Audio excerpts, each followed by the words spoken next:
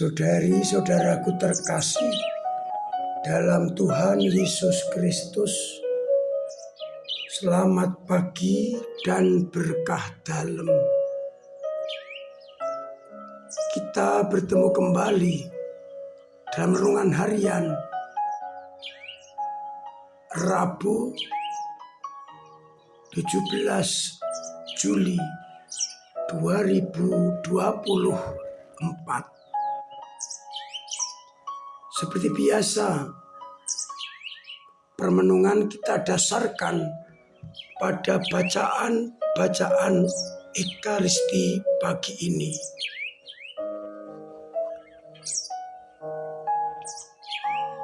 Dalam bacaan yang pertama dari kitab Nabi Yesaya bab 10, digambarkan bagaimana Allah mengalahkan Asyur yang dipakai menjadi cambuk untuk mengingatkan Israel. Namun Asyur menyombongkan diri. Maka Allah akan menghantam Asyur dan mengatakan, adakah kapak memegahkan diri terhadap orang yang memakainya? Atau gergaji membesarkan diri terhadap orang yang mempergunakannya? Seolah-olah Asyur bisa bertindak sendiri, padahal Asyur hanya dipakai oleh Allah untuk mengingatkan Israel.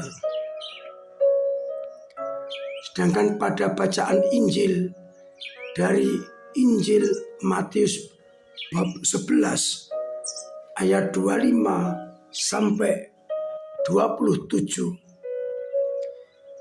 kita mendengarkan ucapan syukur Yesus kepada Bapa, Tuhan langit dan bumi, karena semua yang disembunyikan bagi orang bijak dan pandai dinyatakan kepada orang-orang kecil.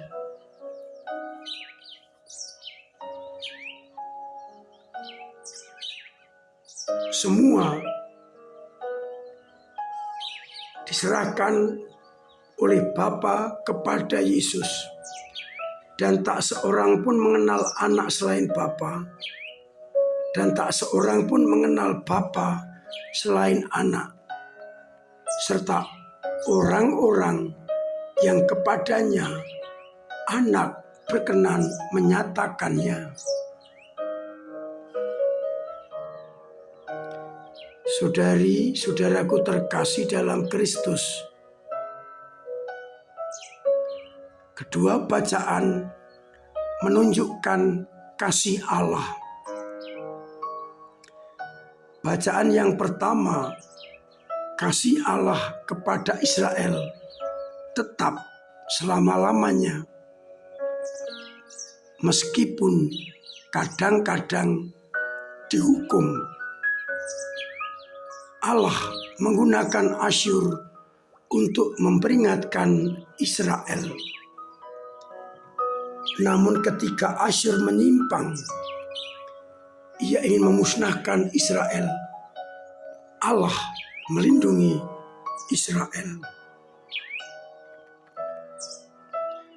Nampak jelas kasih Allah tidak pernah akan sirna. Untuk itu Israel diingatkan agar kembali menempatkan Yahweh di tengah-tengah mereka. Demikian pula pada bacaan Injil, Yesus bersyukur kepada Bapa karena apa yang tersembunyi bagi orang bijak dan pandai dinyatakan kepada orang-orang kecil. Pertanyaannya adalah, siapakah orang-orang kecil itu? Orang-orang kecil bukan hanya orang-orang miskin, orang yang berkekurangan, bukan. Orang-orang kecil adalah orang yang merasa tidak berarti apa-apa di hadapan Allah. Apakah orang miskin? Apakah orang kaya? Apakah orang pandai? Apakah orang yang berkuasa? Yang paling penting adalah orang yang merasa kecil di hadapan Allah. Orang yang tidak menyombongkan diri, meskipun bijak, meskipun pandai, meskipun kaya. Itulah orang-orang kecil. Kalau Yesus bersyukur karena semua disembunyikan bagi orang bijak dan pandai dan dinyatakan kepada orang-orang kecil, itu berarti Yesus mau mengatakan yang berkenan kepada Allah adalah orang yang mengandalkan Allah di atas segala-galanya dan bukan mengandalkan kekuatannya, kehebatannya, pangkatnya, kekayaannya. Bagi Yesus, orang-orang kecil lebih mudah untuk mengandalkan Allah di atas segala-galanya. Kita sekarang bertanya, apakah aku termasuk orang-orang kecil dalam arti tersebut? Mengandalkan Allah di atas segala-galanya sehingga mudah untuk berserah, rendah hati, dan menyadari tanpa Allah kita tidak bisa berbuat apa-apa. Orang seperti inilah yang diberi oleh Allah pewahyuan lewat Yesus Kristus, agar akhirnya kita mengenal Allah dengan lebih dekat lewat putranya Yesus Kristus. Dan hidup kita sesuaikan dengan kehendak dan sabda-sabdanya. Sekali lagi kita bertanya, apakah aku termasuk orang-orang kecil yang diberi pengertian akan Bapa lewat putranya Yesus Kristus yang berkenan menyatakan itu kepada kita. Lalu kita teruskan, apakah hidupku juga sudah sesuai dengan martabat itu? Semoga kita semakin menyadari hidup sebagai anak-anak Allah. Dan kita benar-benar mengandalkan Allah di atas segala-galanya. Tuhan memberkati kita sekalian. Amin. Marilah berdoa.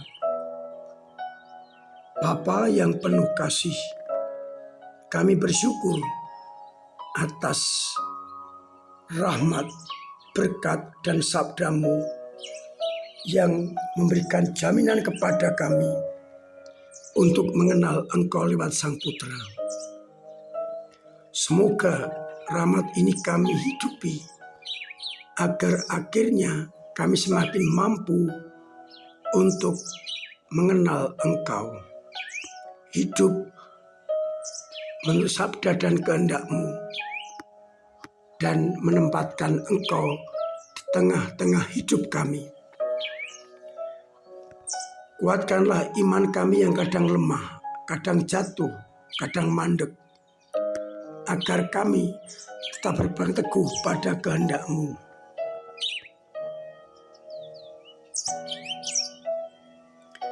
Semoga umat-Mu yang sakit Engkau sembuhkan, yang telah berpulang menghadap-Mu Engkau terima dalam pangkuan-Mu, yang punya beban berat Engkau ringankan, yang punya persoalan Engkau bantu untuk mengurai, agar akhirnya mereka tetap mengalami kasih sayang-Mu, agar kami mampu setia kepada-Mu. Bantu kami dengan berkat-Mu sendiri, Bapa dan Putra dan Roh Kudus. Amin. Saudara-saudaraku terkasih, tetap saya ingatkan, saya dorong untuk selalu mencoba melaksanakan pola hidup sehat dengan mematuhi protokol kesehatan. Kalau kita sehat, keluarga sehat, lingkungan sehat, sesama sehat.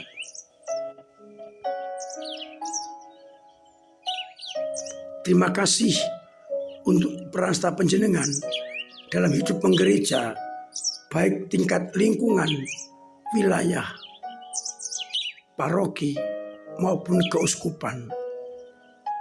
Dengan doa-doa, dengan tenaga dan karya, serta dengan dana yang akan selalu mendukung gereja di dalam pelayanan pewartaan sabda Tuhan.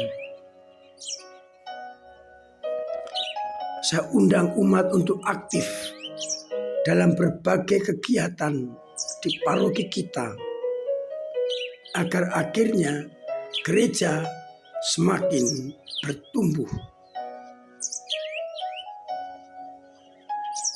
OMK saya undang untuk ikut pertemuan menginap tanggal 3 dan 4 Agustus.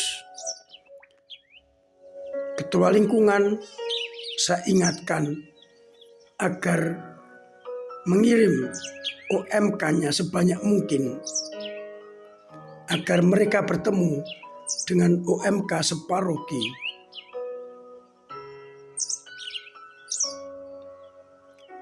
Terima kasih untuk semua yang telah ambil bagian di dalam pelayanan gereja dalam bentuk apapun juga. Hari ini 2 saudara kita berpulang menghadap Tuhan. Hari ini akan ada pemberkatan jenazah dan tutup peti di Dharma jam 10 dan jam 12. Mari kita tunjukkan cinta kita dengan hadir dalam perayaan Ekaristi tersebut.